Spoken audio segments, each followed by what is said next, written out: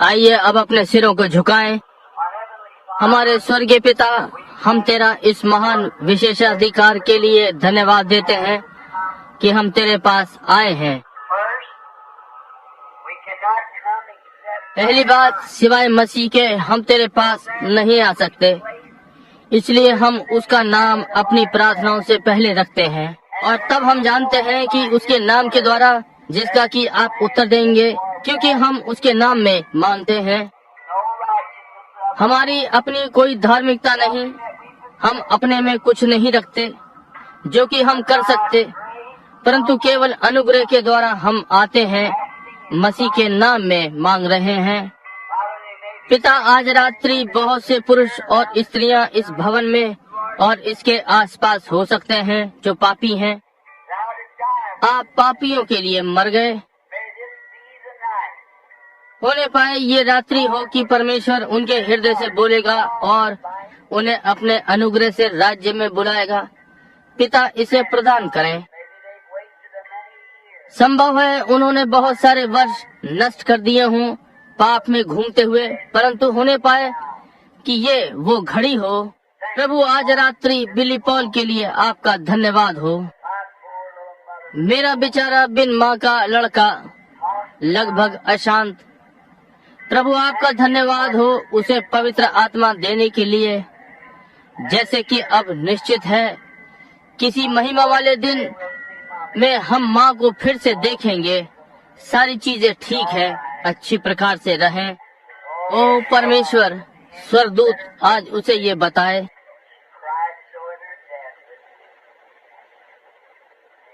वो अपनी मृत्यु पर बहुत चिल्लाई कि किसी दिन बिली परमेश्वर की सेवा करे।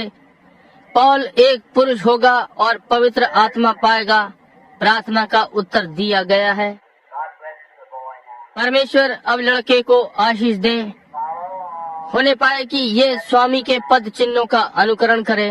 कैसे उसकी छोटी आवाज कांप रही थी जब उसने कहा, पिताजी, मैंने अभी अभी पवित्र आत्मा पाया है, मैं बहुत आनंदित हूँ। परमेश्वर, होने पाए कि ये प्रत्येक दोबारा जन्म ना पाए वालों को अनुभव मिले।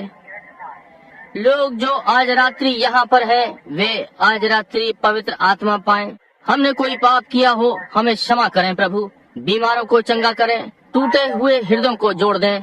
और अब प्रभु, मैं अब ये भी नहीं जानता कि आज रात्रि बोलने के लिए कहाँ से आरंभ करूं, परंतु तू ही देगा। मैं तुझ पर विश्वास करता हूं और मैं ये मांगता हूं कि आप हमें कुछ देंगे जो लोगों की सहायता करेगा, क्योंकि इसे हम उसके नाम में मांगते हैं। आमीन।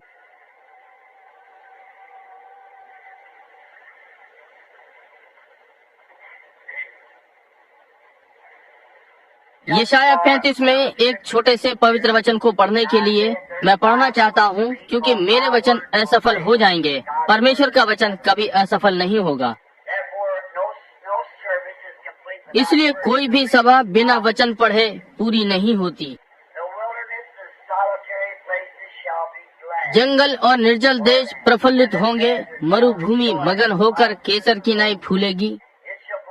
वो अत्यंत प्रफुल्लित होगी और आनंद के साथ जय जयकार करेगी।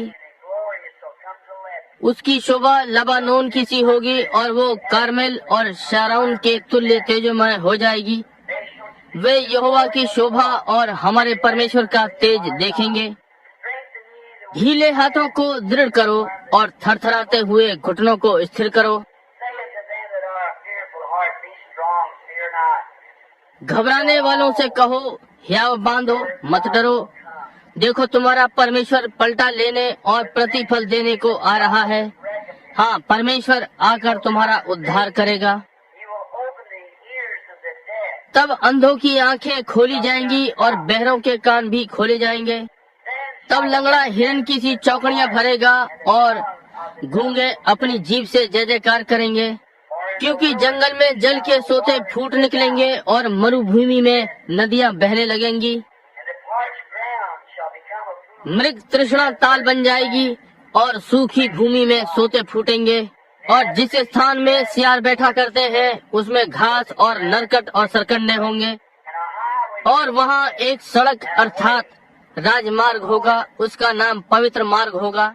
कोई अशुद्ध जन उस पर से चलने ना पाएगा, वो तो उन्हीं के लिए रहेगा और उस मार्ग पर जो चलेंगे वो चाहे मूर्ख भी हो तो भी कभी ना भटकेंगे। No lion shall be there, or any वहाँ सिंह ना होगा और कोई हिंसक जंतु उस पर ना चढ़ेगा, ना वहाँ पाया जाएगा, परंतु छुड़ाए हुए उसमें नित चलेंगे।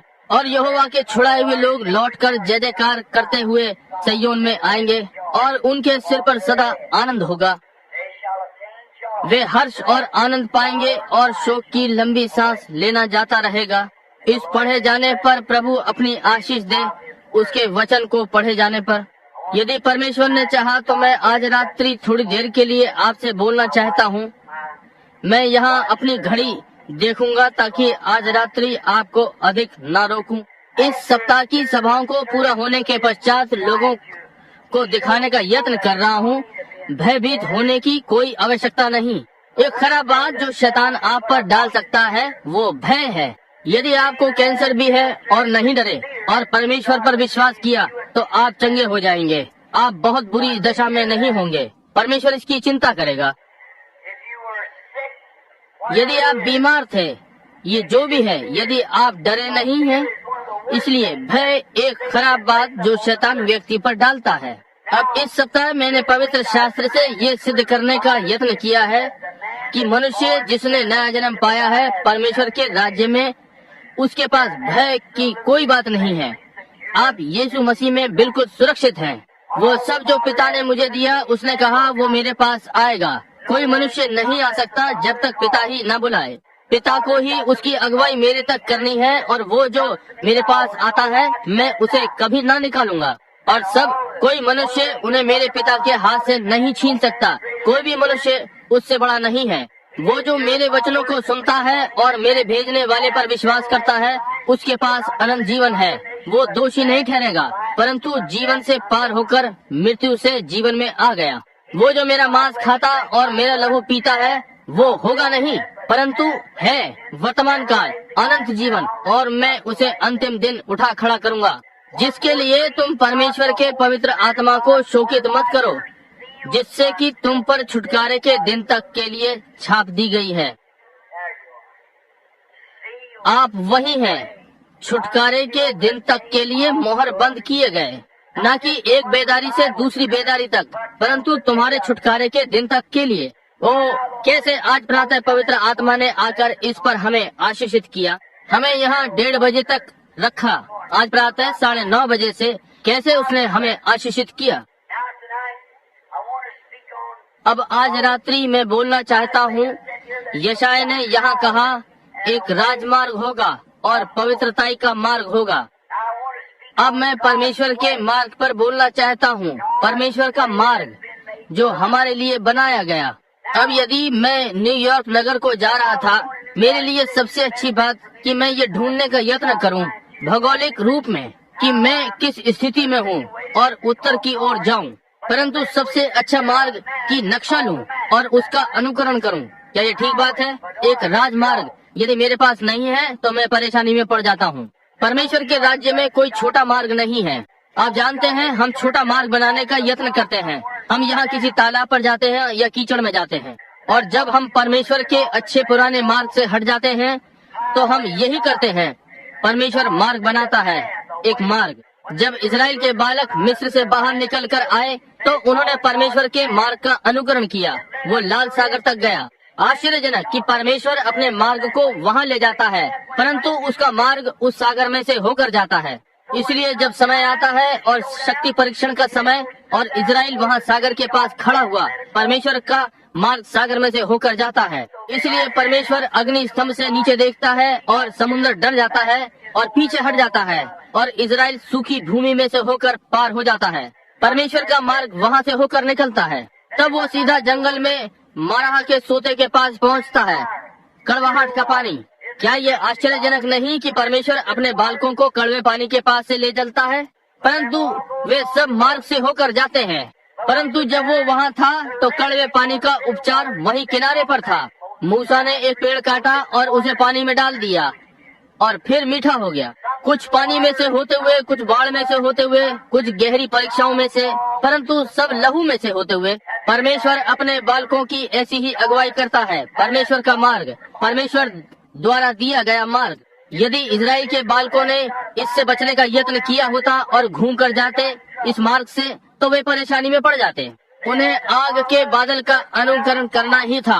आग का स्तंभ जिसने उनकी अगुवाई की, उन्होंने उसका अनुकरण किया।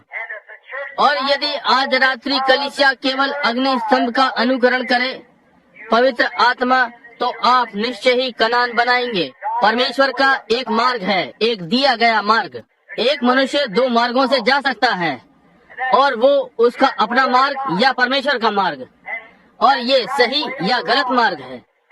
और आपका मार्ग सदा गलत मार्ग है और परमेश्वर का मार्ग सही मार्ग है। और आप अपने ही तरीके से नहीं हो सकते और उसी समय में परमेश्वर के मार्ग में। इसलिए परमेश्वर का अपना मार्ग आप में हो सकता है, ये ठीक बात है। परमेश्वर एक निश्चित मार्ग बनाता है। मनुष्य सदा मार्ग को अपनी ही विधि से बनाना चाहता है। अदन की वाटिका में परमेश्वर ने मनुष्य को बनाया ताकि उसे बिना मतलब बदलना न पड़े।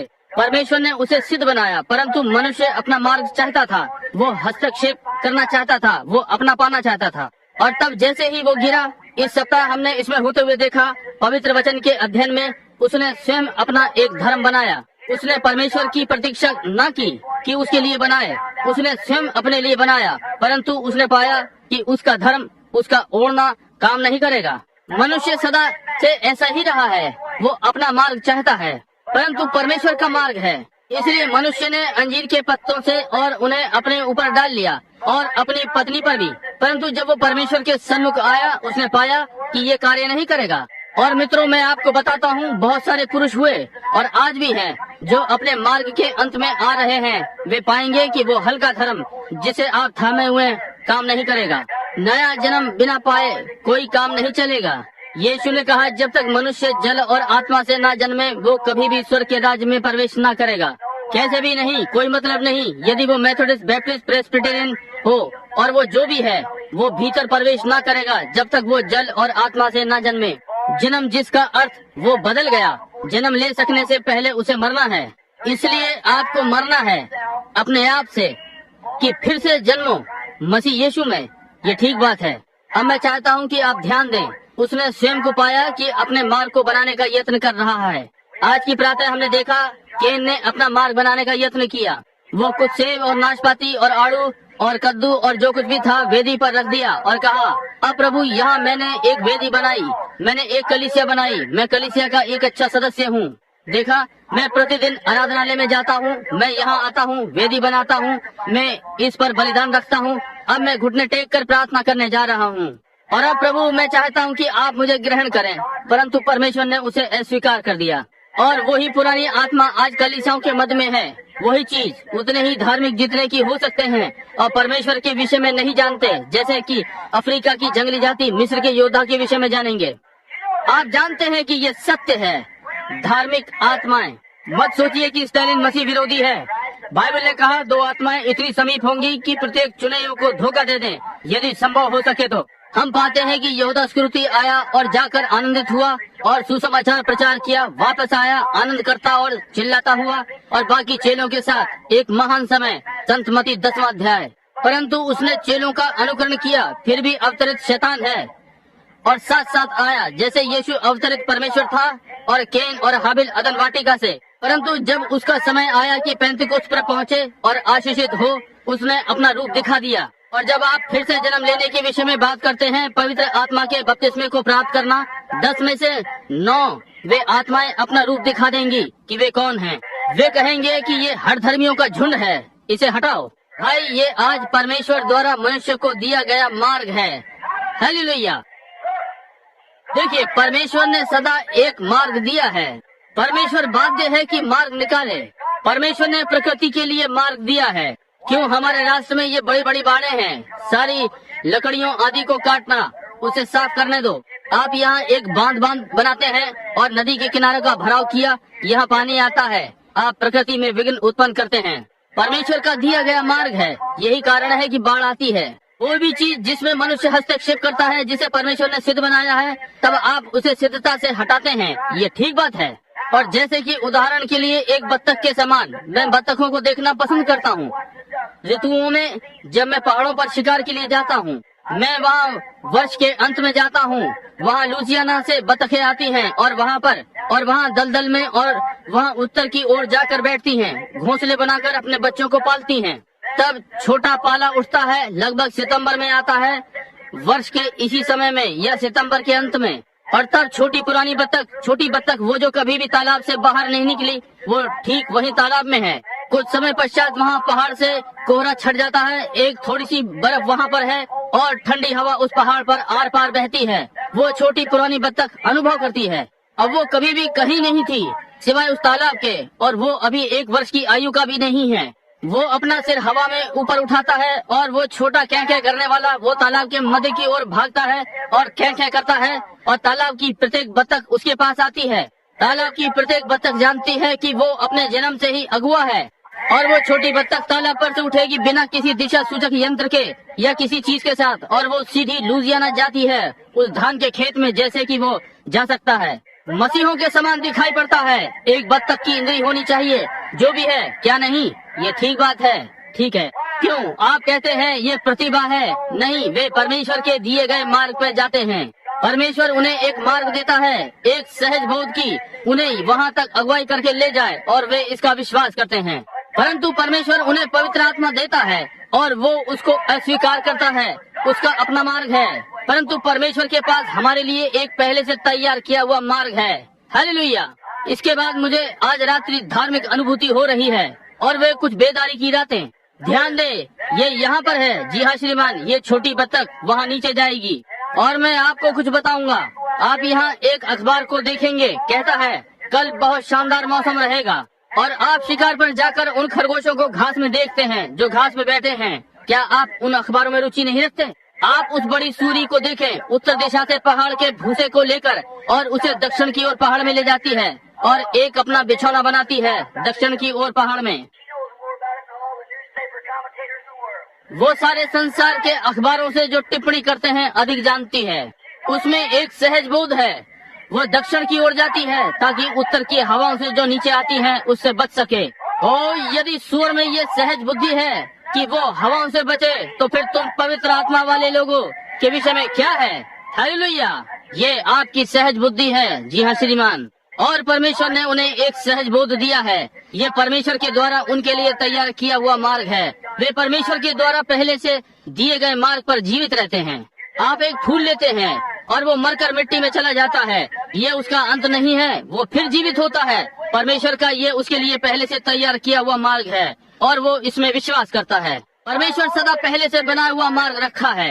कभी कभी ये आनंद की चीजों में से होकर नहीं निकलता, ये कठिन मार्ग से होकर जाता है, परंतु ये परमेश्वर द्वारा पहले से दिया गया मार्ग है। जो भी है, परमेश्वर ने इन्हें पहले से बनाया है।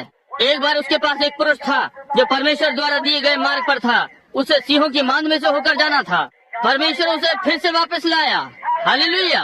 मैं देख सकता हूँ कि एक प्रातः कुछ इब्री बालक वहाँ पर बैठे हुए हैं।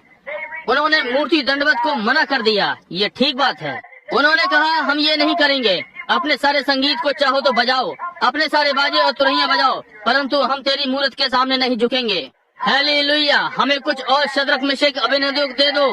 हाँ श्रीमान, जो आपके संसार में चीजों के सामने ना झुकें। हमें इसके सामने ना झुकना पड़े। परमेश्वर ने हमें स्वतंत्र बनाया है पवित्र आत्मा के द्वारा। हालेलुया। जी हाँ श्रीमान। अब एक प्रातः मैं वहाँ नीचे देख सकता हूँ। आइए हम अपने कैमरे उधर की ओर 1 मिनट के लिए घुमा लें और ध्यान दें। मैं वहाँ उन लड़कों को देख सकता हूँ। एक प्रातः उन्होंने कहा अब देखिए, राजा ने कहा प्रत्येक जो दंडवत नहीं करता उसे हम जलती हुई भट्टी में फेंकने जा रहे हैं। और उन्होंने जाकर पूरी एक रात्रि प्रार्थना की। अगले दिन जब आवाज आई कि उन्हें मूर्त के आगे झुकना है, क्यों? उन्होंने उससे अपनी पीठ फेर ली। इसलिए वो पास आकर बोला, लड़कों क्या तुमने ये किया? हाँ, अच्छा तो हम भट्टी को पहले से 7 गुना अधिक धधकाएंगे। अब क्या ये आश्चर्यजनक नहीं है कि वहाँ एक बड़ा लोहे का तख्ता रखा हुआ था जो कि भट्टी के मुख तक जाता था। वो प्रातः समस्त बाबुल में लाल थी, आग भड़क रही थी। मैं नबूकदनेस्सर को आज के एक आधुनिक पुरुष के समान देख सकता हूँ। उसने वहाँ बैठे हुए कहा, अब हम इन लोगों में से सारा पवित्र आत्मा वाला धर्म जला देंगे। ओह हाँ, क्या तुम नहीं सोचते कि शैतान तुम्हें नहीं जलाएगा? निश्चय ही वो जलाएगा। स्मरण रखें, पवित्र आत्मा स्वयं आग है। अब क्या देखना चाहते हो? परमेश्वर का मार्ग सीधा वहाँ भट्टी तक, उस बड़े ढक्कन तक ले जाता है। मैं देख सकता हूँ शद्रक मिशक अबेदनगो मृत्यु की कदम ताल से चल रहे हैं। मैं सुन सकता हूँ शद्रक कहता है, अबेदनगो क्या तुमने प्रार्थना की? हाँ, तो फिर ठीक है। क्या तुम निश्चित हो कि तुम परमेश्वर के मार्ग पर हो? जी हाँ श्रीमान, और परमेश्वर ने अपने वचन में कहा है कि हमें मूर्तों के आगे नहीं झुकना है, और हम ये नहीं करते। परमेश्वर हमें इस जलती हुई भट्टी से छुड़ाने के योग्य है, परंतु यदि वो नहीं छुड़ाता तो क्या हम दंडवत नहीं करेंगे? हम परमेश्वर के द्वारा पहले से ठहराए हुए मार्ग पर जा रहे हैं। मैं सुन सकता हूँ कि कोई कहता है, क्या तुम्हें पक्का है कि तुम परमेश्वर के द्वारा दिए गए मार्ग पर चल रहे हो? हाँ, हालेलुया। कोई कहता है, अच्छा क्या आप नहीं सोचते कि वे सारे लोग सही हो सकते हैं बजाय तुम्हारे? नहीं श्रीमान, बाइबल ने ऐसा कहा है और हम इसके साथ स्थिर हैं। ठीक उस भट्टी के ढक्कन तक वे जाते हैं। मैं ताप इतना अधिक है, गर्मी की तपिश ने लगभग इसने उन लोगों को मार डाला जो उन्हें यहाँ तक लाए। वे भीतर जाने के लिए लगभग तैयार थे। परमेश्वर ने कोई वचन नहीं कहा। वे अब भी दिए गए मार्ग पर चल रहे हैं, सीधे भट्टी के मुख तक चलते हुए गए। ठीक उसी समय वे भीतर जाने के लिए तैयार थे उस धधकती भट्टी में।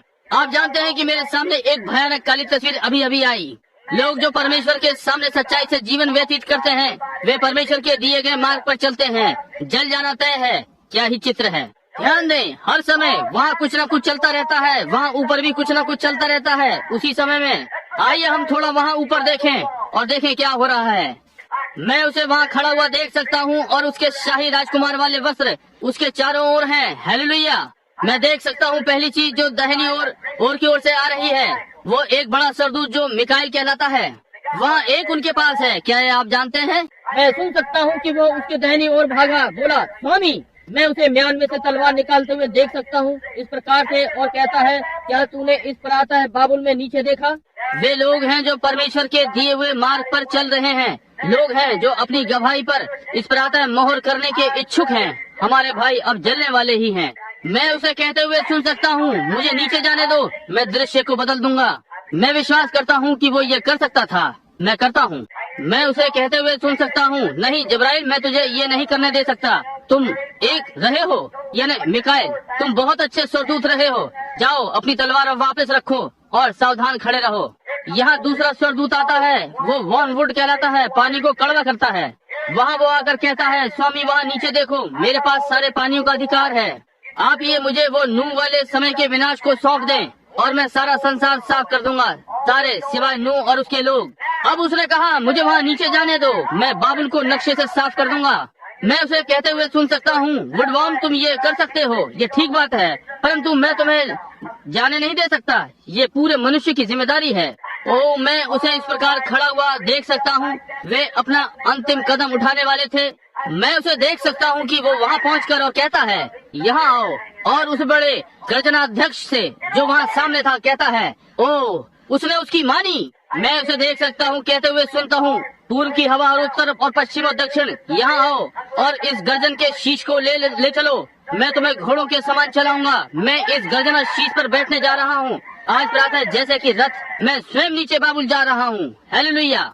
मैं उसे पहुँचते हुए देख सकता हूँ और उस इधर उधर चमकने वाली बिजली को थामे हुए और आकाश के एक छोर से दूसरे छोर तक इस प्रकार देख सकता हूँ जैसे ही उन्होंने अपना अंतिम कदम उठाया परमेश्वर के दिए हुए मार्ग में बढ़ते हुए। और उस समय के लगभग जब वे वहाँ पहुँचते हैं, वो जीवन के सागर से होते हुए और वो खजूर को लिया और वहाँ नीचे खड़ा हुआ उनकी ओर हवा को बहा रहा है। हालेलुया।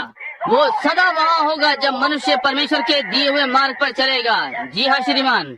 वहाँ एक बार एक बूढ़ा नीम हकीम प्रचारक था, एक पुराना होलीनेस प्रचारक। वहाँ पहले बहुत समय पहले नूह नाम का। उसने कहा, आप जानते हैं कि वर्षा होने वाली है, एक तूफान आने वाला है।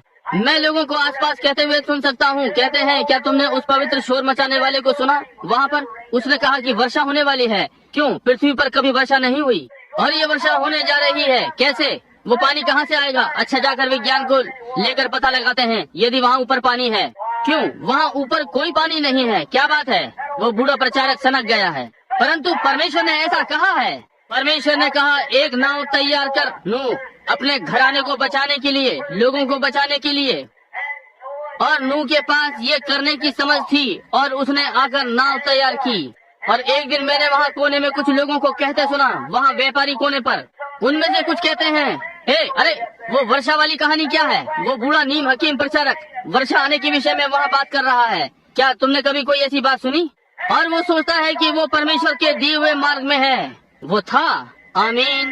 पहली बात आप जानते हैं, वहाँ गर्जन और बिजलियाँ चमक रही हैं। मैं वहाँ एक बड़ी बूढ़ी ऊँटनी को देख सकता हूँ और कहती है, पापा ऊँट। क्या आप सुनते हैं कि वो क्या था? वो गर्जन थी। यही वो है जो नूह ने कहा, चलो नाव में चलें। वहाँ पहाड़ के पार वे गए और वहाँ पापा घोड़ा, माँ घोड़ी और सारे जोड़े सीधे नाव के अंदर एक एक करके। परमेश्वर ने द्वार बंद कर दिया, वर्षा भेजी। नूह परमेश्वर के दिए गए मार्ग पर है। कुछ उनमें से लट्ठे पर आ गए, कहा मैं इससे तैर जाऊंगा, परंतु मैं आपको बताऊंगा जब तूफान बढ़ने लगेगा। नाव ऊपर चढ़ गई। हालेलुया। क्यों? वे परमेश्वर के दिए गए मार्ग पर थे। परमेश्वर सदा लोगों को आशीषित करेगा जो उसके दिए गए मार्ग पर चलते हैं। उसने लट्ठा कभी नहीं दिया था, उसने ये कभी नहीं दिया, उसने एक नाव दी। और आज मेरे भाई और बहन, पुरुषों और महिलाओं के लिए एक मार्ग परमेश्वर के पुत्र यीशु मसीह के द्वारा दिया गया है, जो वहाँ कैलवरी पे मरा और उसके लहू के द्वारा हमारे पापों का छुटकारा है और पवित्र आत्मा का बपतिस्मा ले सकते हैं। जैसा कि परमेश्वर की स्वीकृति है कि उसने हमें अपने पुत्र में यीशु मसीह में स्वीकार किया है, बचाते हुए सुरक्षित। हालेलुया। जो भी है, मुझ पवित्र शोर मचाने वाला ये कहने जा रहा है, इसलिए आप भी अभी आरंभ कर सकते हैं। ठीक है, मुझे अच्छा अनुभव होता है। ठीक है, क्या आप इसमें विश्वास करते हैं? ये परमेश्वर का मार्ग है और केवल एक ही मार्ग है। ये मेथोडिस्ट का मार्ग नहीं, ये बैप्टिस्ट का मार्ग नहीं, न ही प्रेस्बिटेरियन का, न ही पेंटिकॉस्टल का। ये मसीह का मार्ग है। मसीह परमेश्वर द्वारा दिया गया मार्ग है। वो परमेश्वर द्वारा दिया गया बलिदान है।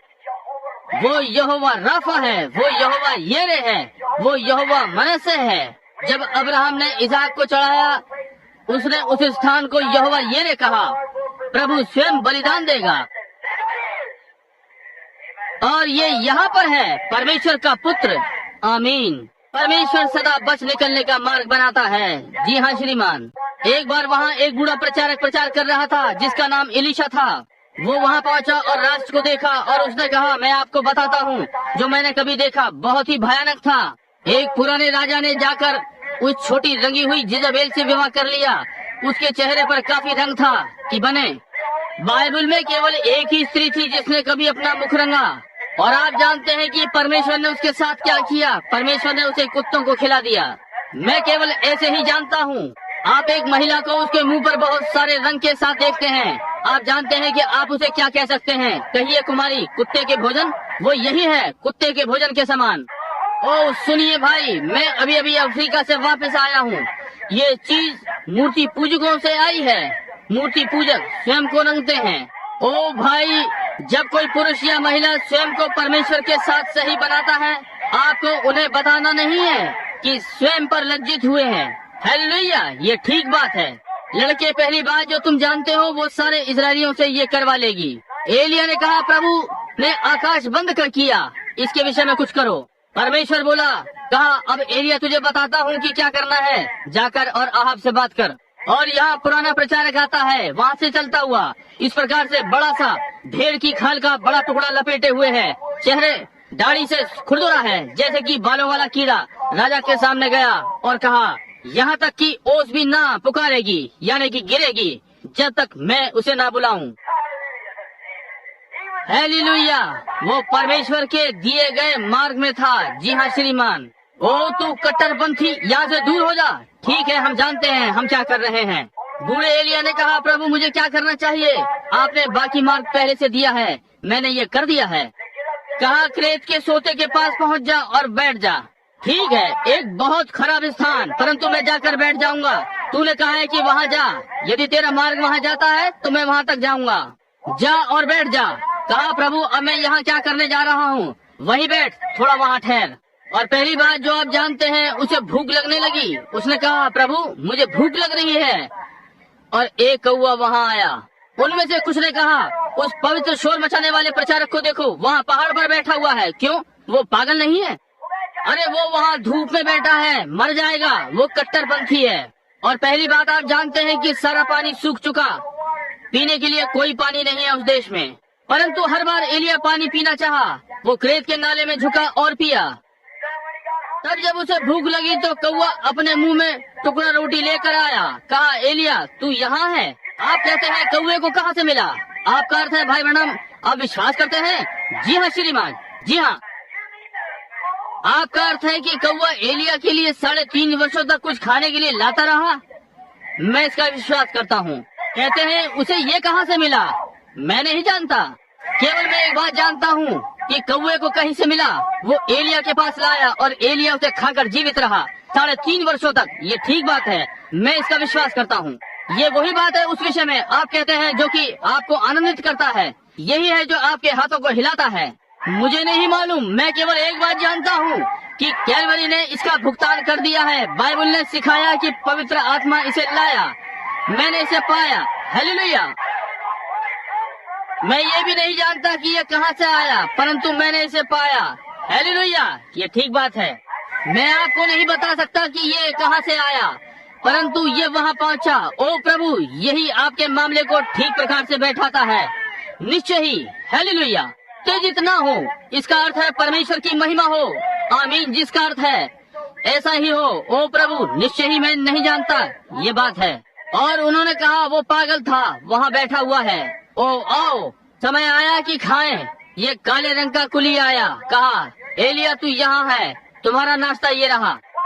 क्यों? आज रात्रि वो आधे से अधिक लोगों से अच्छा है। मैं यहाँ कल्पना करता हूँ आज रात्रि यहाँ पर बहुत से हैं जिनके पास काले सेवक हैं, कुछ कौवे जिनके लिए खाने को हर खाने के समय कुछ खाने को लाते हैं। हालेलुया। महिमा हो। परमेश्वर का कहीं खाने का स्थान था, उसने ये तय कर दिया, इसे पकाया, उसके पास भेजा। हालेलुया। वही परमेश्वर आज जीवित और राज्य करता है।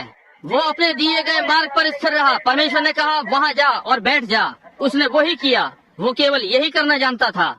आप इसके विषय में क्या सोचते हैं? विश्वास कीजिए कि ये सत्य है, ये है। आमीन। जी हाँ। एक दिन एक छोटी लड़की सड़क पर जा रही थी और उसने कहा, अंततः एक ने कहा ओ हालेलुया हालेलुया, उसे तभी पवित्र आत्मा मिला था। इस प्रकार से वो बूढ़ा विधर्मी कोने में बैठा था। कहा आप क्यों इतने आनंदित हैं? युवा से कहा यीशु ने मुझे हाल ही में बचाया है, मुझे पवित्र आत्मा से भरा है। कहा मैं बहुत ही आनंदित हूँ। कहा देखो तुम्हारे हाथ में क्या है? कहा मेरी बाइबल। कहा क्या तुम इस पर विश्वास करते हो? निश्चय ही। कहा क्या तुम इस सब पर विश्वास करते हो? इस सारे पर? क्या तुम योना की कहानी पर विश्वास करते हो? हाँ। कहा क्या तुम विश्वास करते हो कि वेल ने मनुष्य को निगल लिया? हाँ श्रीमान, मैं इसका विश्वास करता हूँ। कहा तुम इसे कैसे सिद्ध करोगे सिवाय विश्वास के? उसने कहा जब मैं स्वर्ग को जाऊंगा तो भाई योना से पूछूंगा। इधर भी ने उससे कहा क्या होगा यदि योना स्वर्ग में नहीं हुआ? कहा तो तब आपको उससे पूछना पड़ेगा। हालेलुया। उसके लिए केवल एक स्थान बचा है, वो नरक। यदि आप परमेश्वर के मार्ग को अस्वीकार करते हैं, आपको नरक में जाना पड़ेगा, आपको जाना ही पड़ेगा। वही वो दूसरा मार्ग है। इसलिए आप इस मार्ग में हैं या फिर दूसरे में। आमीन। ठीक है, मैं उसे वहाँ बैठा हुआ देख सकता हूँ और कौवे उसके खाने के लिए कुछ लाते हैं, वापस वही जाते हैं। वो एक दिन पहाड़ के नीचे गया और परमेश्वर ने कहा अब सोता सूख गया, मैं चाहता हूँ कि तू विधवा के घर जा। एक प्रचारक के जाने के लिए क्या ही स्थान है। परमेश्वर ने उसे जाने को कहा, वही दिया गया मार्ग है।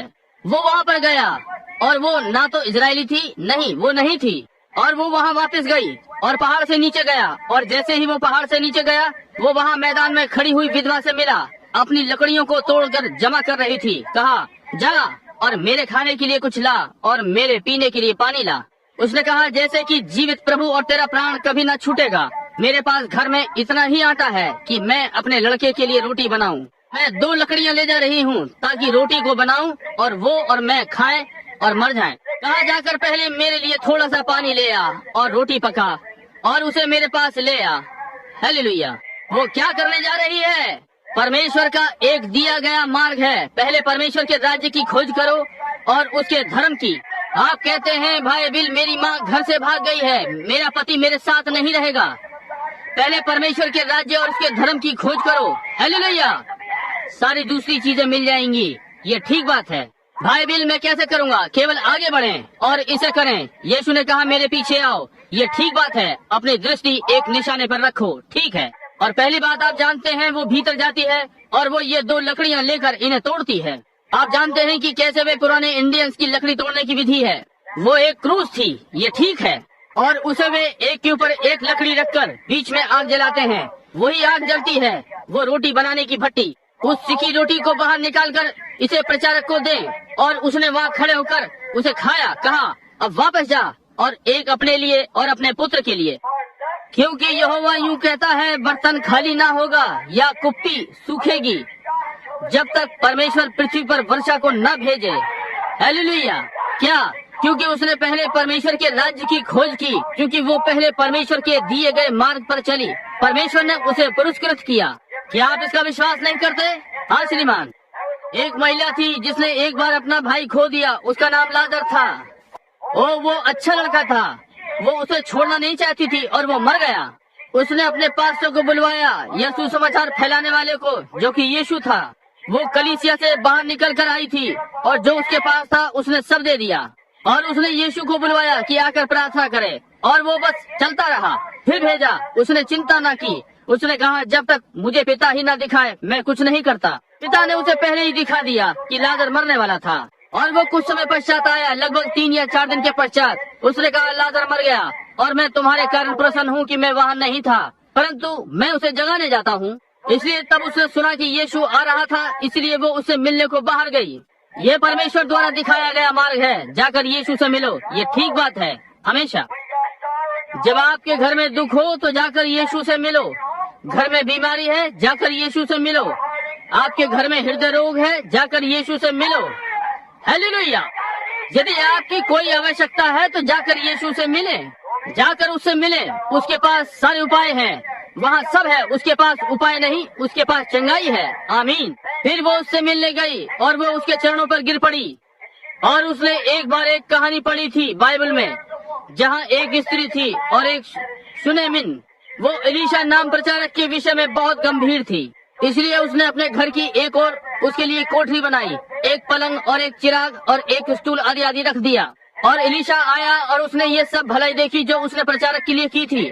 अपने दशमांश दिए और सब कुछ आप जानते हैं। इसलिए उसने कहा जाकर पूछ कि हम उसके लिए क्या कर सकते हैं, यदि मैं राजा से बात करूं या सेनापति से। उसने कहा मैं अपने लोगों के साथ रहती हूं और सब कुछ ठीक है।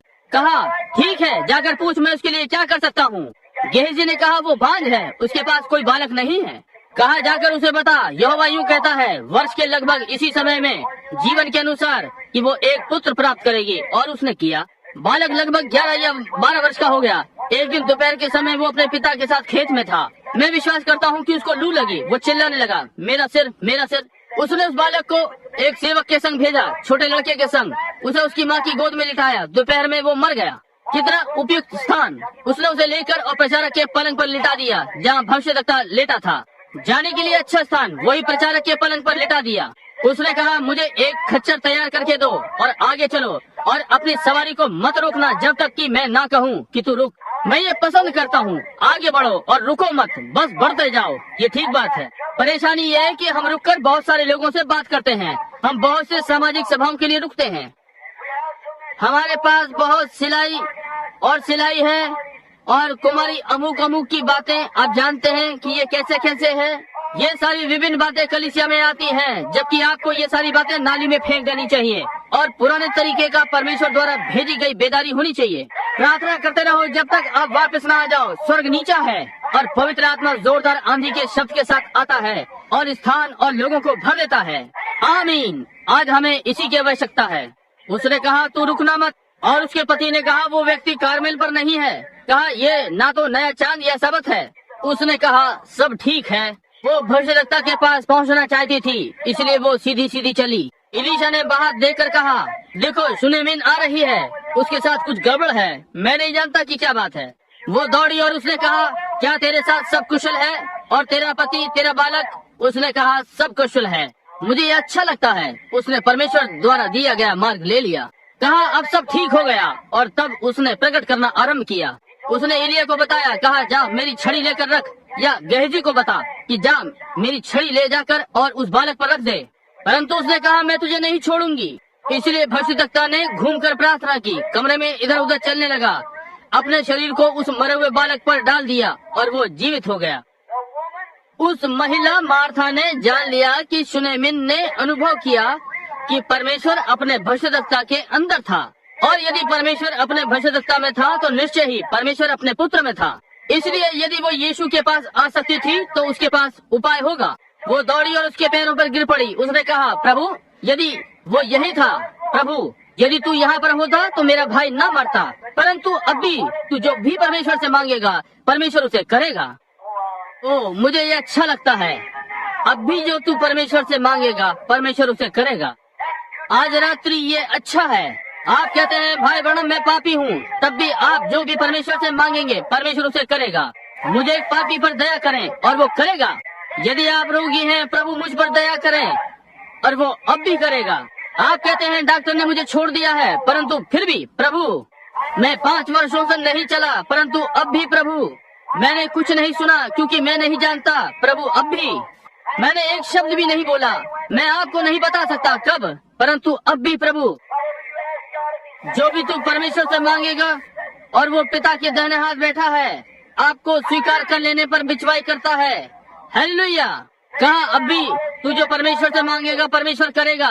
उसने अपने छोटेपन को सीधा किया, कहा तेरा भाई फिर जीवित हो जाएगा। कहा ओ हाँ प्रभु, अंतिम दिन उस साधारण पुनरुत्थान में वो फिर जी उठेगा। उसने कहा जीवन और पुनरुत्थान मैं हूँ। ओ प्रभु, बाइबल ने कहा देखने के लिए उसमें कोई सुंदरता नहीं थी, छोटा दुबला दिखने वाला व्यक्ति, परंतु उसने कहा जब उसने स्वयं को सीधा किया तो वहाँ परमेश्वर था। उसने कहा अब तेरा भाई फिर जी उठेगा। कहा पुनरुत्थान और जीवन मैं हूँ। परमेश्वर ने कहा वो जो मुझ में विश्वास करता है यद्यपि वो मर भी जाए तो भी वो जिएगा। जो कोई जीवित रहकर और मुझ में विश्वास करता है वो कभी न मरेगा। क्या तू इसका विश्वास करती है? उसने कहा हाँ प्रभु, मैं विश्वास करती हूँ कि तू परमेश्वर का पुत्र है जिसे इस जगत में आना था। कहा तुमने उसे कहाँ रखा? यहाँ वो कब्र की ओर चलना आरंभ करता है। यीशु रोया। अधिक समय नहीं हुआ, एक महिला ने मुझे बताया, एक सभ्य महिला, एक क्रिश्चियन साइंस जो ये विश्वास नहीं करते कि यीशु और देवत्व, उसने विश्वास किया कि वो भविष्यद्वक्ता था। उसने विश्वास किया कि वो एक भला मनुष्य था, परंतु वो नहीं था। वो कुंवारी से जन्मा हुआ नहीं था। वे कुंवारी के जन्म का इनकार करते हैं। केवल इतना ही नहीं, परंतु संयुक्त राज्य में एक सर्वेक्षण से प्रकट हुआ कि 85% प्रोटेस्टेंट प्रचारक दावा करते हैं कि कुंवारी से जन्म की बात झूठी थी। ठीक, मैं सरलता से ये कर सकता हूँ। मैं सरलता से सोच सकता हूँ कि जिस प्रकार से आप लोग जीवन जी रहे हैं ये बिल्कुल सत्य है। ये विश्वास किया कि ये एक झूठ था, और इससे अधिक प्रतिशत उनका था जिन्होंने ये विश्वास किया कि यीशु प्रकट रूप में फिर वापस नहीं आएगा। कोई आश्चर्य नहीं कि हमें बेदारी की आवश्यकता है। भाई इधर सुनिए, आप बेदारी के विषय में आज बहुत सुनते हैं। हमारे यहाँ कभी बेदारी नहीं हुई। मैं यहाँ अधिक समय नहीं हुआ, दूसरे व्यक्ति के पीछे पीछे रहा जो इस विषय में बहुत सी बातें करते हैं। वो एक नगर में गया, उसके 5000 मत परिवर्तन हुए। हम उसके पीछे पीछे गए, मैं नहीं, सेवकों का एक दल, और कार्ड लिए और उनके पास फिर से संबंध स्थापित किया। और 30 दिन के समय में वे 30 भी ना पा सके जिन्होंने बच जाने का दावा किया था। आप जानते हैं मैंने क्या सोचा? मैंने सोचा ये तो बजाय मत परिवर्तन के दोषी ठहराना है। जब एक मनुष्य परमेश्वर के आत्मा से नया जन्म प्राप्त करता है। आज हमें लंबी खींचने वाली सभाएं नहीं चाहिए, परंतु पुराने रिवाज वाली परमेश्वर द्वारा भेजी गई पवित्र आत्मा की बेदारी। एक पुराने समय का नीला आकाश, पाप मारने वाला लहू से धुला हुआ धर्म। आमीन। पुराने वाले औजार लेकर वापस और प्रायश्चित करें। ये ठीक बात है। उसने कहा, तब उसने कहा भाई ब्रैनम सुनिए, मैं ये आपको सिद्ध कर सकती हूँ कि वो कुछ नहीं केवल एक मनुष्य था। मैंने कहा करिए, यदि आप मुझे ये सिद्ध कर सकती हैं कि वो परमेश्वर नहीं था तो मैं इसे स्वीकार कर लूंगा। उसने कहा नहीं, वो दिव्य नहीं था, वो केवल एक मनुष्य था, और मैं ये बाइबल से सिद्ध कर सकती हूँ कि वो केवल एक मनुष्य था। मैंने कहा यदि आप इसे बाइबल से सिद्ध कर देंगी तो मैं इसे स्वीकार कर लूंगा। उसने कहा कि आप तैयार हैं? मैंने कहा मैं हूँ। उसने कहा जब यूहन्ना 11 में वो गया, जब वो लाजर की कब्र पे गया, वो रोया। मैंने कहा इसका इससे क्या मतलब? उसने कहा क्यों? इससे सिद्ध होता है कि वो कुछ नहीं केवल एक मनुष्य था, वो रो रहा था। मैंने कहा महिला इधर सुनिए, सच है वो कि एक मनुष्य था, परंतु वो एक मनुष्य से बढ़कर था। वो परमेश्वर मनुष्य था। परमेश्वर मसीह में होकर संसार को फिर से अपने लिए मिला रहा था। जी हाँ श्रीमान, वो पिता की इच्छा पूरी करने को आया। वो परमेश्वर के द्वारा दिए गए मार्ग पर चला। उसने कभी भी दाहिने या बाएं नहीं देखा। उसने वही किया जो परमेश्वर ने करने को कहा। वो परमेश्वर द्वारा दिया गया मार्ग था। और लाजर के पास जाते हुए वो रोया। जब वो रो रहा था तब वो एक मनुष्य था। परंतु जब वो कब्र के पास जाकर खड़ा हुआ, जहाँ पर 4 दिन से एक मनुष्य मरा हुआ पड़ा था और खाल के कीड़े अंदर से बाहर आ जा रहे थे और चारों ओर दुर्गंध थी, जब उसने कहा लाजर बाहर आ, एक व्यक्ति जो 4 दिन से मरा हुआ है अपने पैरों पर खड़ा हो गया और फिर से जीवित हो गया। वो मनुष्य से बढ़कर था। हालेलुया। जी हाँ श्रीमान, वो मनुष्य था जो रो रहा था, परंतु पुनरुत्थान में वो परमेश्वर था। वो मनुष्य था जब उस रात के बाद पहाड़ पर से भूखा उतरा, चारों ओर देखा पेड़ों पर कि कुछ खाने को मिले। जब वो भूखा था तो वो एक मनुष्य था, परंतु जब उसने 5 रोटियां और छोटे टुकड़े मछली के लिए और 5000 लोगों को खिलाया तो वो मनुष्य से बढ़कर था। वो परमेश्वर देह में था। हालेलुया। उस रात्रि जब वो नाव में लेटा था वो एक मनुष्य था। जब गुण उसके वस्त्र में से निकला, जब तक कि वो इतना दुर्बल था, जब तक कि सामर्थ भरा समुद्र गरज रहा था, समुद्र के 10,000 प्रेतों ने शपथ खाई कि वे इसे डुबा देंगे। उस रात्रि जब वो छोटी नाव बोतल की डांट के समान भयानक समुद्र में उछल रही थी, मैं जानता हूँ कि वो एक मनुष्य था जब वो वहाँ लेटा हुआ सो रहा था। परंतु जब उन्होंने कहा तू चिंता नहीं करता कि हम नष्ट हुए जा रहे हैं, उसने अपने नाव की किनारी पर पांव रखा और कहा शांत और थम जा, और वहाँ एक शांति थी। वो एक मनुष्य से बढ़कर था। हालेलुया। वो मेरा परमेश्वर था। हालेलुया। ठीक है, वो था, वास्तव में वो है। जब वो कलवरी पर लटका हुआ था वो एक मनुष्य था। जब उन्होंने उसे महान श्रद्धांजलि दी जो उन्होंने कभी नहीं दी, जब उन्होंने कहा इसने दूसरों को बचाया, ये स्वयं को नहीं बचा सका। कितनी शानदार श्रद्धांजलि या शुभकामना उन्होंने इसे दी। यदि इसने औरों को बचाया और स्वयं को, और वो औरों को नहीं बचा सका, इसलिए उसे औरों को बचाने के लिए स्वयं को देना था। जब वो अनुग्रह के लिए चिल्लाया वो मनुष्य था। जब उसने कहा मेरे परमेश्वर तूने मुझे क्यों छोड़ दिया, वो एक मनुष्य के समान मरा। जी हाँ, परंतु जब वो ईस्टर की प्रातः जी उठा, उसने सिद्ध कर दिया कि वो परमेश्वर था। कोई आश्चर्य नहीं कि भविष्यद्वक्ता ने कहा जीते हुए उसने मुझसे प्रेम किया, मरते हुए उसने मुझे बचाया, गड़कर उसने मेरे पाप मुझसे दूर कर दिए, जी उठकर उसने मुझे सदा के लिए स्वतंत्र कर दिया। किसी दिन वो आ रहा है, ओ महिमा से भरा दिन। हालेलुया। मैं उससे प्रेम करता हूँ, क्या आप नहीं करते? परमेश्वर के दिए गए मार्ग पर चलें। मैं कुछ बुद्धिमान मनुष्यों को देख सकता हूँ, एक बार उसके जन्म पर जा रहे थे कि उसकी आराधना करें। मैं उन्हें तैयार होते हुए देख सकता हूँ, वे अपने ऊँटों को तैयार कर रहे हैं। मैं जिम जोन्स और बाकी सब और जॉन डो को देख सकता हूँ कि वे तैयार हो रहे हैं। मैं उन्हें देख सकता हूँ कि कार्डों की टेबल रख रहे हैं और वे सब चीजें रख रहे हैं और वे यीशु की आराधना करने जा रहे हैं। वे ढूंढने आए। जब वे वहाँ पहुँचे, निर्णय किया कि बूढ़े ऊँट चल नहीं सकते। आज कलीसिया के साथ यही मामला है। आपने इसके साथ संसार को बहुत मिला दिया है, ये आपको वापस घुमा देते हैं। ये ठीक बात है। मैं उन्हें इस प्रकार से आरंभ होते हुए देख सकता हूँ और वे पहाड़ की एक ओर पहुँचते हैं। वे वहाँ से निकल भी नहीं सकते क्योंकि सीधा है वो मार्ग और सकरा है वो रास्ता, परंतु थोड़े ही उसे पाएंगे। जी हाँ श्रीमान, मैं बूढ़े व्यक्ति को तैयारी करते हुए देख सकता हूँ। वो स्वयं को हल्का कर रहा है क्योंकि मैं स्वर्ग जाने की तैयारी कर रहा हूँ। भाई, मैं स्वर्ग जाने की तैयारी में बांध नहीं रहा हूँ, मैं स्वर्ग जाने की तैयारी में खोल रहा हूँ। हालेलुया। जब स्वर्ग पर उठाया जाना है, हर चीज को काट कर खोल दो। बाइबल ने कहा आओ हम हर बोझ को एक और उतार दें और पाप जो मुझे सरलता से बेचैन कर देता है, ताकि हम इस दौड़ को धैर्य से दौड़ सकें। मैं देख सकता हूँ कि बूढ़ा व्यक्ति जा रहा है। देखिए, मैं उसकी पत्नी को आसपास देख सकता हूँ। कहे जॉन लड़के, क्या मामला है, तुम कहाँ जा रहे हो? कहा मैं प्रभु की आराधना करने जा रहा हूँ। आप कैसे जानते हो कि आप जा रहे हैं? भाई, मैं जा रहा हूँ। अरे तुम्हारे पास तो दिशा सूचक भी नहीं है, तुम्हारे पास तो सेवकाई का लाइसेंस भी नहीं है। संसार में तुम्हारे साथ क्या मामला है? क्या वो तुम्हें ग्रहण करेंगे? तुम प्रभु की आराधना करने जा रहे हो। हाँ, अपना दिशा सूचक यंत्र ले लो। नहीं, मुझे इसकी आवश्यकता नहीं है। आवश्यकता नहीं है तो तुम वहाँ कैसे पहुँचने जा रहे हो? मैं उसे भोर के तारे की ओर संकेत करते देख सकता हूँ। कहता है मैं परमेश्वर के दिए गए मार्ग से जा रहा हूँ। आमीन। परमेश्वर ने बुद्धिमान व्यक्ति की अगुवाई के लिए सितारा दिया। उन्हें दिशा सूचक की आवश्यकता नहीं, उन्हें परमेश्वर द्वारा दिए गए मार्ग की आवश्यकता है। वो सितारा महिमा हो। और वही परमेश्वर जो बुद्धिमान व्यक्ति को मसीह तक ले गया सितारे के द्वारा, वो यहाँ आज रात्रि पवित्र आत्मा के रूप में है कि आपको मसीह तक ले जाए। नया जन्म, पवित्र आत्मा का बपतिस्मा, जो कि परमेश्वर द्वारा दिया गया मार्ग है। जब तक मनुष्य जल से और आत्मा से न जन्मे, वो परमेश्वर के राज्य को देख भी नहीं सकता। पुरुषों और महिलाओं, क्या तुमने इसे पाया? मेरा समय पूरा हुआ। ओ प्रभु, मुझे उसमें भीतर जाना है, प्रतीत हो रहा है। मेरे हाथ नीचे पैंटों की जेब में डाल दो और उत्तेजित बूढ़े प्रचारक के समान प्रचार करने दो। क्यों? मैं इसे पसंद करता हूँ। लड़के, क्या तुम आइसक्रीम खाना चाहते हो? परंतु तुम्हें कुछ नमकीन सुअर का मांस और सेम अपने पास रखना होगा। हमारे कुछ खाने के लिए आप मसाला लगाएं। हमें इसी की आवश्यकता है। क्या विश्वास नहीं करते हैं? परमेश्वर के पास देने का मार्ग है। क्या आप आज रात्रि इसमें हैं? क्या जब से आपने विश्वास किया है पवित्र आत्मा पाया? अब आप मेरे बैप्टिस्ट मित्रों और जानते हैं कि मैं संबंधित हूँ। मैं बैप्टिस्ट था और यहाँ मेरा पास बैप्टिस्ट है, परंतु मैं आपको कुछ बताना चाहता हूँ। प्रेरित 19 कहता है, क्या जब से तुमने विश्वास किया पवित्र आत्मा पाया? न कि जब आपने विश्वास किया, परंतु जब से। जी हाँ श्रीमान, यदि आपने नहीं पाया तो आज रात्रि ये आपके लिए है, परमेश्वर का दिया हुआ मार्ग।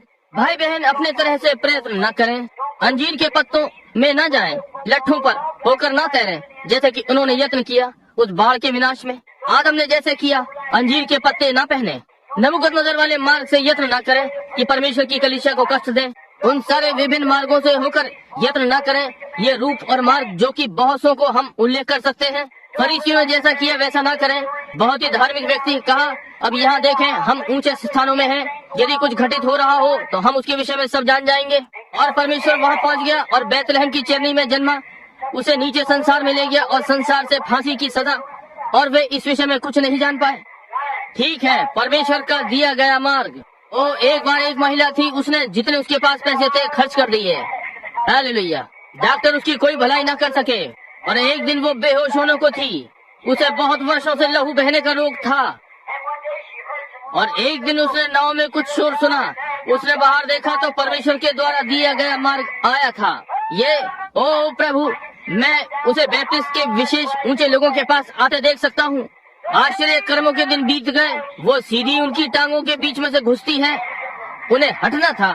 मैं उसे ब्रिंघम यंग के पास आते देखता हूँ और उसकी सारी पत्नियां वो पास से होकर निकल गईं। उसने क्या कहा? मैं उन्हें कहते हुए सुनता हूँ, वहीं रुको, तुम कहाँ जा रही हो?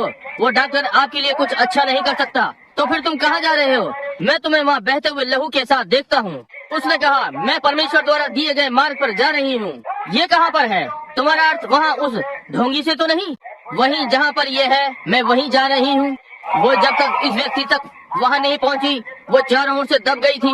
वो इस प्रकार की कलीसिया से संबंधित है, ये और वो, और उन्होंने उसे वापस धक्का देने का यत्न किया, परंतु उसने अपना मार्ग यीशु तक बना लिया। उनमें से कुछ ने कहा, बहन जरा एक मिनट रुको, यदि आप मांस खाती हैं तो आप ये नहीं कर सकती। वो तो परमेश्वर के द्वारा दिए गए मार्ग पर जा रही थी। यदि आपने सर्प नहीं लिया तो आप इसे नहीं कर सकती। वो परमेश्वर द्वारा दिए गए मार्ग पर चली गई। वो यीशु के पास पहुंचना चाहती थी। ये ठीक बात है। मैं पुराने नियम के दाऊद के विषय में सोचता हूँ। हालेलुया। जी हाँ श्रीमान, जब उसने कहा वहाँ है जहाँ उसने बात की, उसने कहा, चखो और देखो कि प्रभु भला है, ये चट्टान के मधु के समान स्वादिष्ट है। एक पुरानी कहावत मैं प्रयोग करता हूँ। पुराने पवित्र वचन के विषय में सोच रहा हूँ। वे अपने बगल में यहाँ से लेकर चला करते थे। शहद का एक छोटा सा थैला पुराने चरवाहे करते थे और बीमार को देते होंगे। भेड़ जब बीमार हो जाती तब वे अपने थैले में से शहद निकालते और चूने के पत्थर पर डालते और बीमार भेड़ को बुलाकर उस बीमार भेड़ को चट्टान को चाटने देते थे।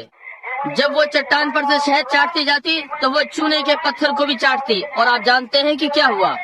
बीमार भेड़ चंगी हो जाती है। भाई अब यहाँ देखें, मेरे पास आज रात्रि पूरा भरा हुआ थैला है और मैं ये बैप्टिस्ट कलीसिया में रखने नहीं जा रहा हूँ, मेथोडिस्ट कलीसिया, प्रेस्बिटेरियन कलीसिया या पेंटिकॉस्टल कलीसिया में। ऐसे यीशु मसीह पर रखने जा रहा हूँ जहाँ से ये संबंधित है। और आप बीमार भेड़ इसे चाटती जाए और आप निश्चय ही इसमें से कुछ पाएंगे। हाँ श्रीमान, उसे चाटते रहे उस बूढ़े व्यक्ति के समान जो गाड़ा गया, और उसे चाटें, आप इसे पाएंगे। अपनी कलीसिया पर ध्यान न दें कि वो क्या कहती है, मसीह पर ध्यान दें, उसका अनुकरण करें क्योंकि उसमें वो कलीसिया है। मैं देखता हूँ परमेश्वर द्वारा दिए गए मार्ग पर चलें। उसने कभी नहीं कहा कि मेथोडिस्ट दिया गया मार्ग है, न ही उसने कहा कि बैप्टिस्ट या कोई और कलीसिया। उसने कहा मार्ग, सच्चाई और जीवन मैं हूँ। आप कहते हैं मैं कैसे जानूं कि मैं उसमें हूँ?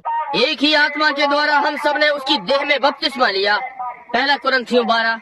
ये ठीक बात है। परमेश्वर के अधीन हर चीज जो उसके राज्य में है हमारा है। वो केवल अपने पास चेकों की पूरी बड़ी किताब रखता है और अपने नाम का हस्ताक्षर नीचे करता है। कहता है, पुत्र तुम ये रहे, कोई भी तुम्हारी आवश्यकता है जाओ ले जाओ। आमीन। उसे भरने से न डरो, उसे भरकर और दे दो, कहो प्रभु तेरा धन्यवाद, हालेलुया, ये घटित हो जाएगा। तुम जो भी चाहो। मरकुस 11:24, जब तुम प्रार्थना करो विश्वास करो कि तुम्हें मिल गया, तुम्हें मिलेगा।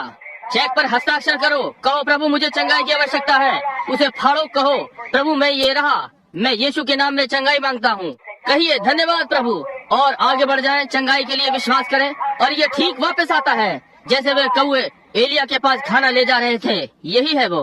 कहिए मुझे अपने प्राण के उद्धार की आवश्यकता है। आप क्या करेंगे? बस लिख कर और कहें, कहा तुम भारी बोझ से दबे हुए लोगों मेरे पास आओ, मैं तुम्हें विश्राम दूंगा। प्रभु ये मेरे लिए है। चेक को भरो, मुझे उद्धार की आवश्यकता है, प्रभु मुझे दे दो, ये यहाँ पर है। प्रभु आपका धन्यवाद। इसके साथ चले जाएं। पवित्र आत्मा चाहिए? जी हाँ श्रीमान।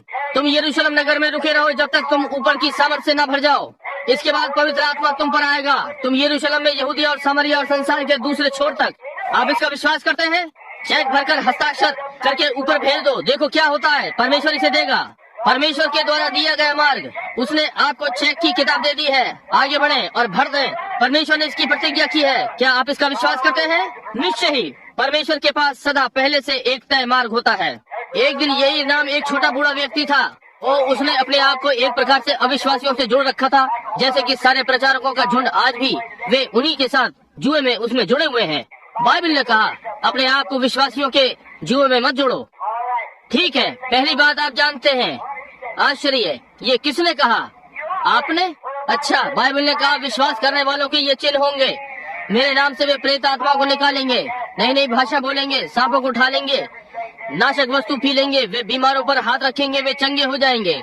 आप आज ये आदि कलीसियाओं में प्रचार करें, वे आपको दरवाजे से बाहर निकाल देंगे। ये ठीक बात है, ये ठीक बात है। परमेश्वर के दिए गए मार्ग को नहीं जानते, परंतु उसने यही कहा है, यीशु ने यही कहा है। क्या आप इसका विश्वास करते हैं? जी हाँ श्रीमान। तब यदि उसने ऐसा कहा है तो आमीन, मैं इसका विश्वास करता हूँ। मैं सोचता हूँ कि ये सत्य है और मैं उसके मार्ग में चलता हूँ जो उसने कहा करो, और वो इसकी पुष्टि चिन्हों और चमत्कारों के करने से करता है। ये ठीक बात है, इसलिए वही चीज करिए, सीधे उसी में जाएं। ये प्रत्येक के जो भी चाहे उसे भीतर आने दो। आओ, परमेश्वर ने आपको बुलाया है, आपको आना है, इसलिए सीधे इसमें आ जाओ। अधिक प्रतीक्षा न करें, आज रात्रि से ले लें। मैं देखता हूँ कि इस बूढ़े व्यक्ति ने स्वयं को जोड़ लिया है। उसने यीशु से प्रेम किया, परंतु ये अब भी वैसे ही है। वो अपने सम्मान को खोना नहीं चाहता। आप आशीषों को जानते हैं, इसलिए वे बाहर निकल कर आए, वे आ गए। इसलिए प्रभु ने कहा अब उसे छोटे बूढ़े व्यक्ति को वहाँ नीचे देखो, मैंने उसे अनंत जीवन के लिए पहले से ठहराया है और वहाँ वो अविश्वासियों के झुंड के साथ है, इसलिए मैं उसे जकड़ लूंगा। वो अपनी पुत्री को बीमार पड़ने देता है। उसने कहा अच्छा, मैं डॉक्टर डो को बुलवाऊंगी। डॉक्टर डो ने इधर देखा, उसने कहा नाड़ी नीचे को जा रही है, याहिर बताता है हम क्या अच्छा करें, अच्छा हो कि हम ये वो करें। और उसने सारी की सारी दवाइयाँ दी और आधी आधी वो मरने वाली हो गई। तब उसने कहा मैं यदि परमेश्वर का कोई दिया हुआ मार्ग है, ओ प्रभु, उस मनुष्य को जिसमें उसकी दिव्य चंगाई के विषय में बहुत ही आलोचना की थी या उसके विषय में सुना, और उसने कहा हाँ, याहिर क्या तुम नहीं सोचते कि वो ढोंगी है? पवित्र आत्मा ने कहा नहीं, वो ढोंगी नहीं है, आप उस पर विश्वास करते हैं। ओ हाँ ठीक है, ओ वो मेरा अनुमान है कि वो है। देखिए, किनारे पर चलने वाले प्रचारकों का यही ढंग होता है। ये ठीक बात है, बस डरते हैं। ओ परमेश्वर, उनमें से इच्छा करने की भावना निकाल दें और आप में स्थिरता दें। मुझे बड़ी रॉबिन्सन की गवाही अच्छी लगती है। उसने कहा प्रभु मुझे स्थिरता प्रदान करें, उस बड़े लट्ठे के समान। मेरे प्राण के अंतिम भाग में बहुत सारा शोर भर दे और मुझे शैतान से लड़ने दे, और जब तक मेरा एक दांत बचे और जब तक मैं मरूं उसे चिंगम के समान चबाता रहूं। मुझे ये अच्छा लगता है, ये ठीक बात है।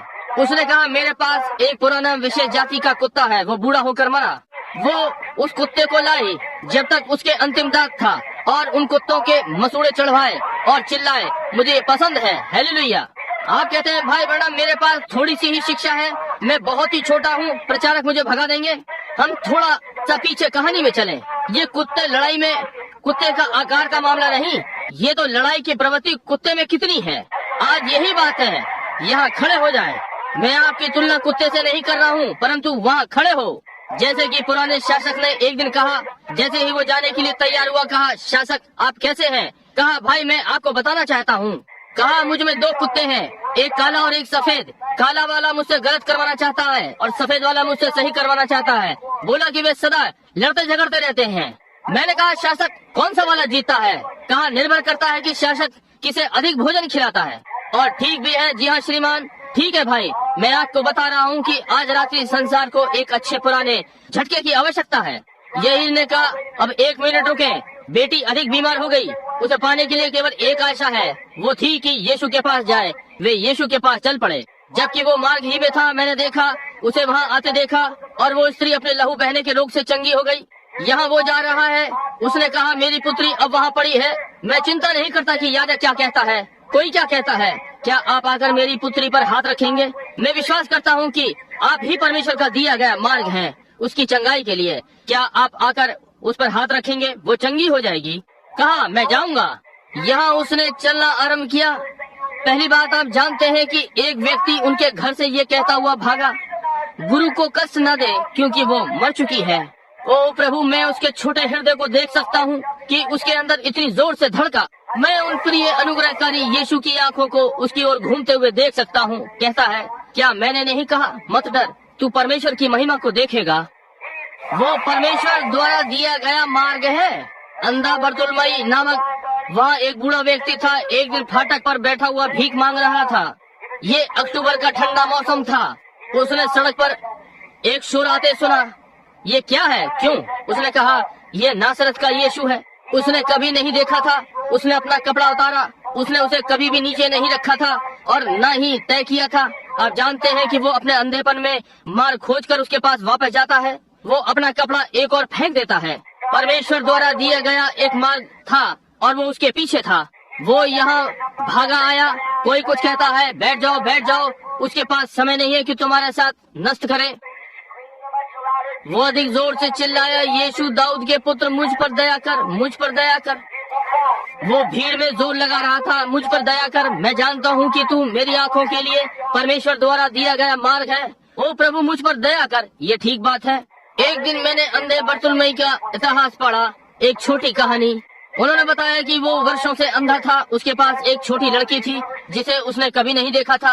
एक रात्रि और वो वहाँ जाकर सड़क पर बैठ जाया करता था। उसके पास एक छोटा मेमना था। मेमने अंधे लोगों की अगुवाई किया करते थे, जैसे आज कुत्ते करते हैं। कुत्ते अंधे व्यक्ति की अगुवाई करते हैं। उनके पास सिखाए हुए मेमने अंधों की अगुवाई के लिए थे। और तब एक ने कहा, एक दिन वो उसके पास 2 छोटी छोटी पंडुकियां थी।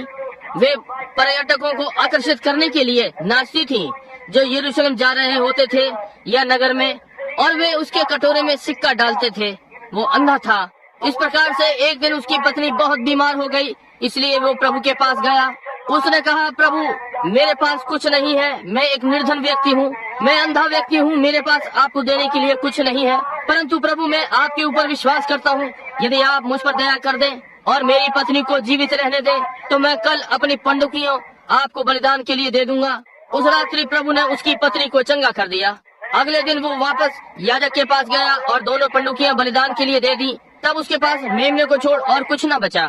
अधिक समय नहीं बीता, उसकी छोटी लड़की बीमार हो गई। डॉक्टर उसके लिए कुछ नहीं कर सका। उसने कहा, प्रभु मेरे पास बस अब एक चीज बची है, और कहा वो मेमना है। परंतु यदि आप मेरी छोटी लड़की को जीवित रहने दें, जिसे मैंने कभी नहीं देखा, यदि आप उसे चंगा कर दें तो फिर मैं आपको अपना मेमना बलिदान के लिए दे दूंगा। तब प्रभु ने उसकी छोटी पुत्री को चंगा कर दिया। उसके कुछ दिनों के पश्चात वो सड़क पर जाने लगा।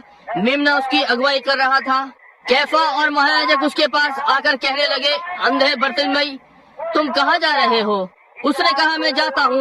ओ महायाजक, मैं मंदिर को जाता हूँ। मेमना मुझे मंदिर ले जा रहा है कि मैं मेमने को बलिदान के लिए दे दूं। ओ उसने कहा, तुम ये नहीं कर सकते। कहा, हाँ बर्तिलमई। कहा, मैं तुम्हें मेमने का दाम देता हूँ, जाकर एक खरीद लो।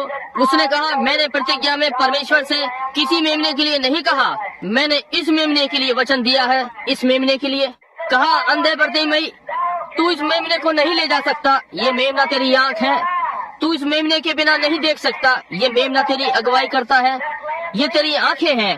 अंधे बर्तिलमई, तू इस मेमने को नहीं चढ़ा सकता। कहा कि बूढ़ा व्यक्ति थोड़ा सा कांप कर बोला, ओ महायाजक, परमेश्वर अंधे बर्तिलमई की आंखों के लिए मेमना देगा। परमेश्वर उसके हृदय को आशीषित करे। जब उसने वो आते हुए सुना कि परमेश्वर ने एक मेमना दिया है, वो वहाँ पर है। आज रात्रि वो परमेश्वर द्वारा दिया गया मेमना है। वो हमारी आंखों के लिए दिया गया मेमना है, आत्मिक आंखों के लिए। वो आपके प्राण के लिए दिया गया मेमना है। वो नरक से बच निकलने के लिए दिया गया मेमना है। वो स्वर्ग में आपकी महिमा के लिए दिया गया मेमना है। क्या आप उसे स्वीकार नहीं करेंगे जबकि हम प्रार्थना करते हैं, जबकि हम अपने सिरों को झुकाए हुए हैं? ओ प्रभु परमेश्वर, स्वर्ग और पृथ्वी के रचने वाले, अनंत जीवन के लेखक और हर एक अच्छे वरदान के देने वाले, इन लोगों पर अपनी आशीष भेज। ये बेचारे लोग, इन्होंने इस बात पर ध्यान दिया है और तैयार हो गए हैं प्रभु, परंतु मैं ये जानता हूँ कि आपने एक मार्ग दिया है। आपने कहा जैसे कि ये नूह के दिनों में था, ऐसा ही मनुष्य के पुत्र के आने के दिनों में होगा। एक तैयारी का समय, एक समय जब एक स्थान उनके लिए तैयार किया गया है जो क्रोध से बचना चाहते हैं। परमेश्वर, मैं प्रार्थना करता हूँ जो कि अब इस समय वो परमेश्वर का मेमना जो अंधे व्यक्ति की आंखों के लिए दिया गया था, या उस महिला को जिसे लहू बहने का रोग था, जिसने लहू रोक दिया, मेमना जो मृत लाजर के लिए दिया गया था, परमेश्वर अनुग्रह करें। जब मैं इस विषय में सोचता हूँ कि वही मेमना एक दिन मेरी अंधी आंखों के लिए दिया गया, जब मायो बंधुओं ने 3 वर्ष पहले मुझे बताया कि मेरी फिर चंगा होने की कोई आशा नहीं, तो परमेश्वर ने मेमने की व्यवस्था की।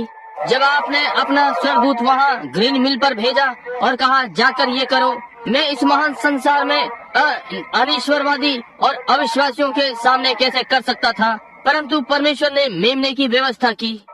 परमेश्वर प्रभु, यहाँ मेरी छोटी सी कलीसिया है जैसे कि मैं इसे देखता हूँ,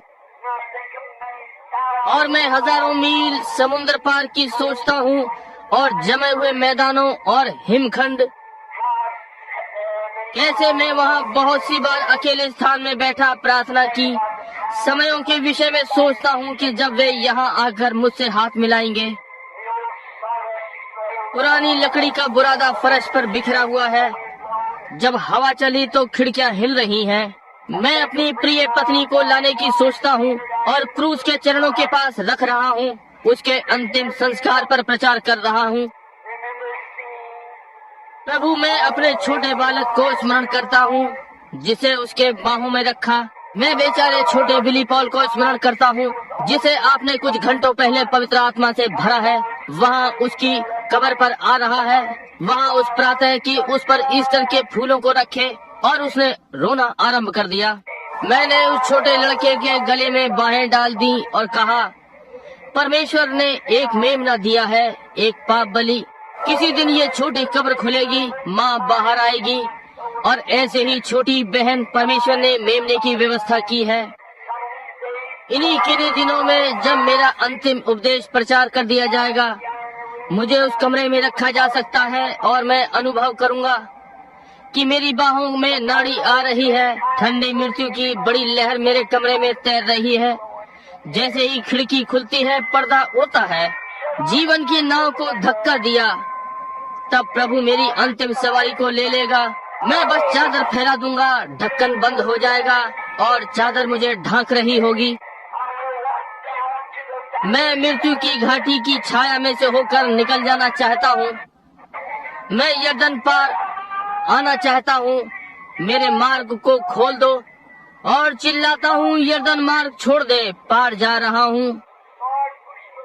प्रभु, तब मेरे द्वारा जीवन की नाव को धक्का दें, मुझे स्वीकार करें। प्रभु, क्या आप करेंगे? केवल मैं ही नहीं, परंतु यहाँ प्रत्येक जो उपस्थित है उस समय ग्रहण किया जाए। क्या प्रभु आप करेंगे? इसे प्रदान करें।